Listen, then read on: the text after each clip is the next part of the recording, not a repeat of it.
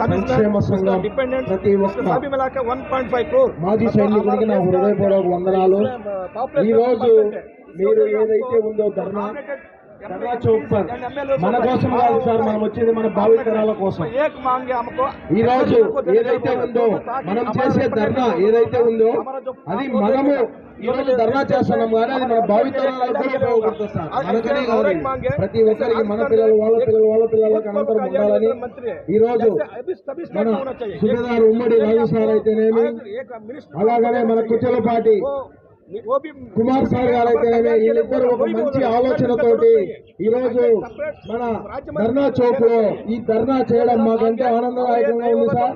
అలాగనే వీళ్ళే కాదు, ఇంకా చాలా మంది రావాలా ఇటువంటి ధర్నాలను జయప్రదం చేయడానికి. ప్రతి ఒక్కరు రాష్ట్రంలో నలుమూలల నుంచి ప్రతి ఒక్కరు వచ్చి ఇటువంటి మాజీ సైనికుల సమస్యల మీద మీ డిఫెన్స్ వెటర్నరీ డిపార్ట్మెంట్ ఆర్గనైజేషన్ అయితేనేమి, అలాగే మాజీ సైనికుల ఈ అసోసియేషన్.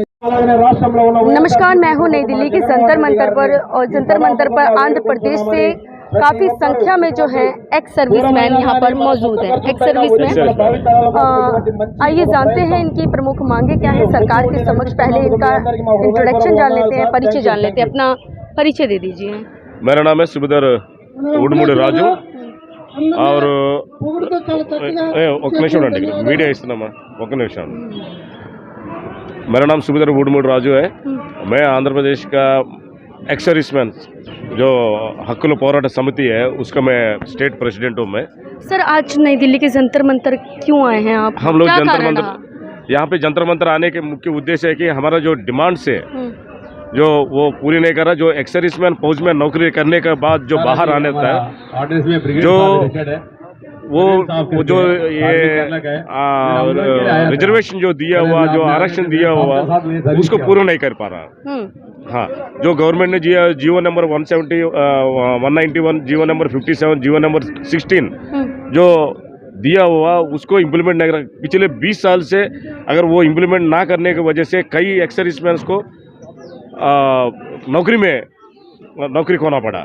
तो कितना लॉस, रिजर्वेशन ना मिलने की वजह से, आरक्षण ना मिलने की वजह से, आरक्षण नहीं ना मिलने के, आरक्षण है कि कटा मार्क होना चाहिए हमें। वो कटा मार्क अगर नहीं देंगे फिर क्या है कि वो हम लोग अभी आजकल के बच्चों के साथ अगर 10वीं क्लास पास होने के बाद कहा जाता है कि आर्मी में आरक्षण की जरूरत नहीं है। जो सक्षम है, जो बल से सक्षम है, वही आर्मी में भर्ती हो तो ज्यादा सही रहता है। यस, आर्मी में हम ज्वाइन करने के आरक्षण नहीं मांग रहा हमें बोला आर्मी से बाहर आने के बाद हमारा रोजगारी कैसे चलेगा।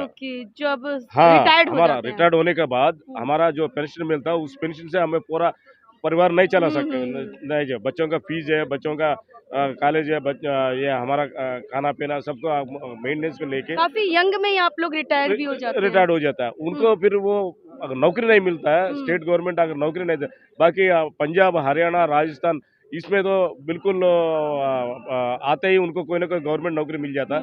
लेकिन हम लोग अगर आंध्र प्रदेश में ऐसे होता है कि आने के बाद 1% का अगर मिल जाएगा तो काफी अच्छा है। कई लोगों का नौकरी नहीं मिल पा रहा क्योंकि उसको दिया हुआ कि गवर्नमेंट आर्डर दिया हुआ। क्या दिक्कतों का सामना करना पड़ता है आप लोगों को?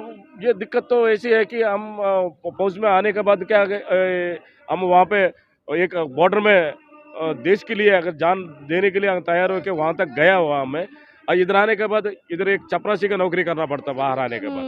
और हम हमारा साथ जो पढ़ा हुआ बंदा है वो मैनेजर बन रहा है और हमें है कि उसको दरवाजा खोल रहे हैं हम। तो ये कौन सा न्याय है? अगर हम फौज में जाने के बाद होता है काफी आप लोग हमने क्या फौज में जाके गुनाह किया?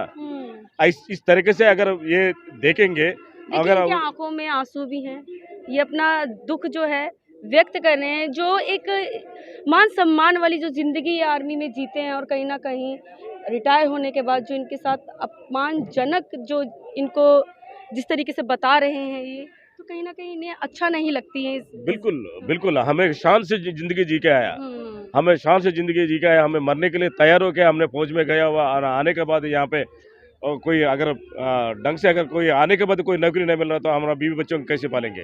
हम अगर बाहर जाएंगे तो क्या 10,000 में या 12,000 में एक वॉचमैन का या सिक्योरिटी गार्ड का ड्यूटी करना पड़ता है। यही है फौजी का देखने का मतलब। अगर इस तरीके से होने से कोई फौज में रिटायर्ड के ये नहीं बाद करेगा। आरक्षण की जो मांग कर रहे हैं उससे कहीं ना कहीं आपको अच्छा जो रोजगार है वो मिलेगा, सम्मानजनक रोजगार मिलेगा, मिलना चाहिए, मिलना नौकरी चाहिए। मिलेगी। नौकरी मिलने से हम लोग जो फौज में जैसे रह चुका है, जैसे फौज में जो रहते हुए हमें मेंटेनेंस किया हुआ, वो इस तरीके से हमें बाहर आने के बाद भी होना चाहिए। आप कुछ ऐसी मांग भी कर रहे हैं जैसे कि आप लोगों के लिए अगर रिटायर्ड हो जाते हैं तो बिजनेस खोल दिया जाए सरकार द्वारा। बिजनेस खोलने के लिए भी हमें इस तरीके से, हाँ, बिजनेस खोलने का हम ऐसे होता है कि फौज का 90% है कि बिल्कुल अपना पंचुअलिटी, अपना डिसिप्लिन में रहता है। अगर सिविलियन के जैसे अगर हम बिजनेस करने लग जाएंगे हम सक्सेस नहीं हो पाएंगे। इसलिए कि हमारा बात है सीधा होता है।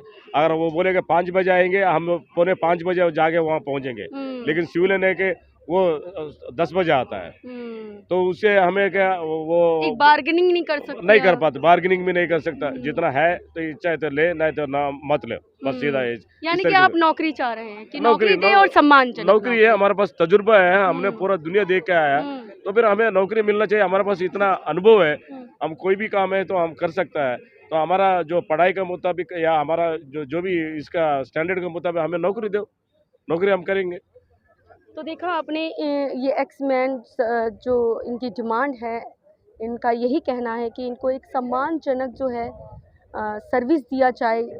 यदि ये रिटायर हो जाते हैं उसके बाद सरकार को कहीं ना कहीं सोचना चाहिए, क्योंकि अपनी पूरी जवानी जो है देश के लिए कुर्बान कर देते हैं। और जब ये रिटायर होते हैं तो कहीं ना कहीं इन लोगों को फील होता है, जब इनको एक ऐसी सर्विस दे दी जाती है जिसमें कोई सम्मान ना मिले, तो सरकार को भी कहीं ना कहीं सोचना चाहिए, ऐसी नौकरियों का प्रबंध करना चाहिए जिससे इनको सम्मानजनक नौकरी प्राप्त हो सके। तो आप लोग खोज खबर को देखते रहिए, खोज खबर को सब्सक्राइब कीजिए, लाइक कीजिए, शेयर कीजिए। कमेंट बॉक्स में भी आप कमेंट करके बताइए कि इनकी जो डिमांड है वो सही है या नहीं है।